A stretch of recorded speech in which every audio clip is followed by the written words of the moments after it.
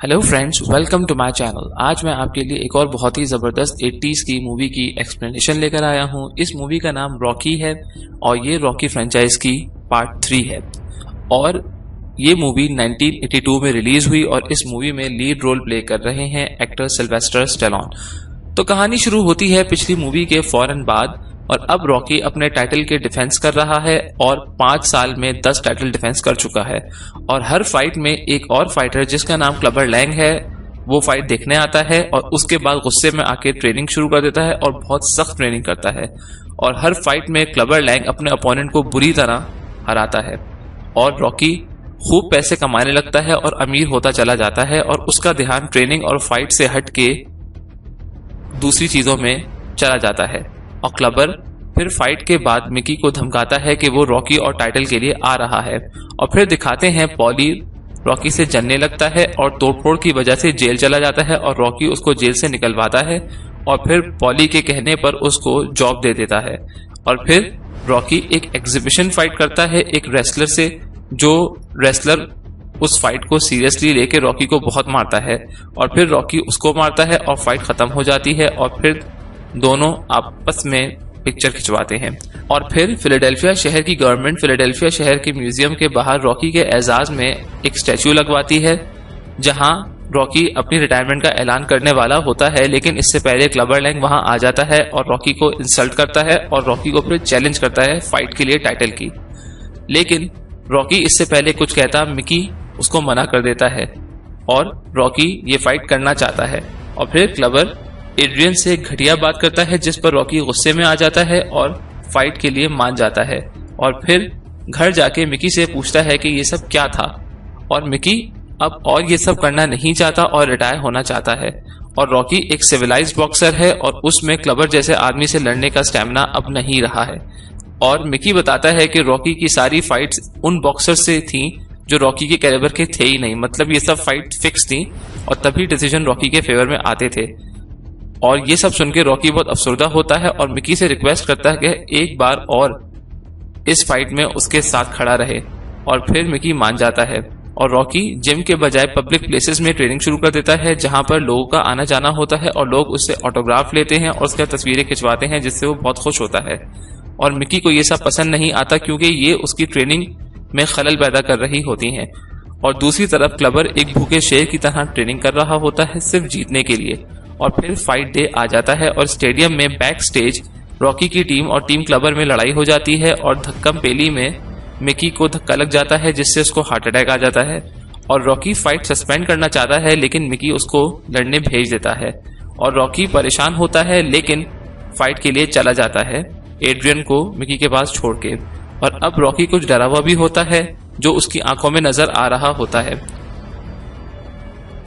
और special guest के तौर पर अपोलो भी रिंग में आता है और क्लबर उससे भी बदतमीजी करता है और फाइट शुरू हो जाती है और रॉकी शुरू में ही खूब पंचेस मारता है लेकिन क्लबर को कुछ नहीं होता और फिर क्लबर रॉकी को बुरी तरह मारता है और सेकेंड राउंड में ही मैच खत्म कर देता है नॉकआउट करके और रॉकी हार जाता है टाइटल। और मैच के बाद रॉकी मिकी के पास आता है और बताता है कि मैच सेकेंड राउंड नॉकआउट में खत्म हो गया, पर कौन जीता या कौन हारा ये नहीं बताता। और मिकी के आखिरी अल्फाज रॉकी के लिए यही होते हैं कि वो उससे बहुत प्यार करता है और ये बोल के मिकी मर जाता है और रॉकी फिर बिल्कुल टूट के रह जाता है और रोने लगता है। और फिर फ्यूनरल के बाद जिम में उदास खड़ा होता है रॉकी के उससे मिलने अपोलो आ जाता है और उसको समझाता है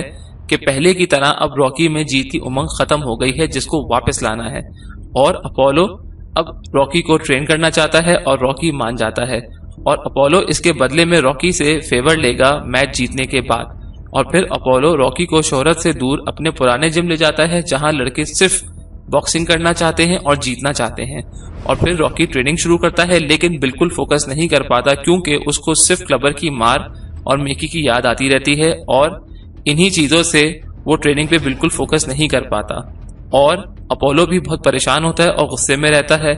और फिर एड्रियन रॉकी से अकेले में बात करती है और बहुत लड़ाई के बाद रॉकी बताता है कि वो डरता है क्लबर से। और फिर एड्रियन समझाती है कि डरना कोई बुरी बात नहीं है, इंसान ही डरते हैं और मिकी एक बड़ी उम्र के इंसान थे और अपने अच्छे बुरे के जिम्मेदार थे और उनकी मौत में रॉकी का कोई हाथ नहीं है।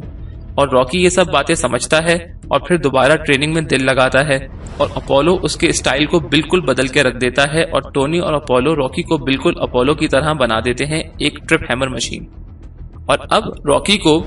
अपोलो अपनी शॉर्ट्स देता है पहनने के लिए। रॉकी मना करता है लेकिन अपोलो के इसरार पर वो ले लेता है और फिर क्लवर और रॉकी आमने सामने आते हैं दूसरी मर्तबा, और इस दफा रॉकी बिल्कुल उसकी आंख में आंख डाल के देखता है और उससे बिल्कुल नहीं घबराता। और राउंड 1 जब शुरू होता है तो रॉकी बिल्कुल अपोलो की तरह लड़ता है और बहुत तेजी से घूंसे लगाता है और पूरे रिंग में घूमता फिरता है और क्लवर को बहुत मारता है और फर्स्ट राउंड रॉकी का हो जाता है। लेकिन क्लवर और गुस्से में आ जाता है और उसको कुछ असर नहीं होता और खूब बातें सुनाता है रॉकी को। और फिर राउंड 2 शुरू हो जाता है और इस दफा क्लवर कॉर्नर से निकल के आता है, लेकिन रॉकी फिर उसको मारना शुरू करता है क्लवर को। लेकिन रॉकी देखता है कि क्लवर को कुछ नहीं हो रहा और फिर रॉकी बीच मैच में अपनी स्ट्रेटेजी को बदलता है और उससे मार खाने लगता है और 2 बार नीचे भी गिर जाता है और सब परेशान हो जाते हैं कि अचानक रॉकी को ये क्या हो गया। और अपोलो भी गुस्से में आ जाता है, लेकिन राउंड के बाद रॉकी खूब आवाजें कसता है क्लवर को। इसका मतलब यह है कि रॉकी को उसकी मार का कोई असर नहीं हुआ। और फिर कॉर्नर में आके रॉकी बताता है कि ये एक स्ट्रेटेजी है और क्लवर थक रहा है। और राउंड 3 में सबको रॉकी की स्ट्रेटेजी समझ आने लगती है और क्लवर थकने लगता है और रॉकी अचानक उस पर हमला करता है और कॉम्बो पंचेस मार मार के उसको नीचे गिरा देता है और फाइट जीत जाता है और दोबारा चैंपियन बन जाता है। और फाइट के बाद अपोलो और रॉकी मिकी के जिम जाते हैं और अपोलो अपना फेवर बताता है कि वो तीसरी फाइट रॉकी से चाहता है जो दोस्ताना होगी और कोई उनको नहीं देखेगा, सिर्फ वो दोनों ही होंगे। और यहीं पे मूवी खत्म हो जाती है।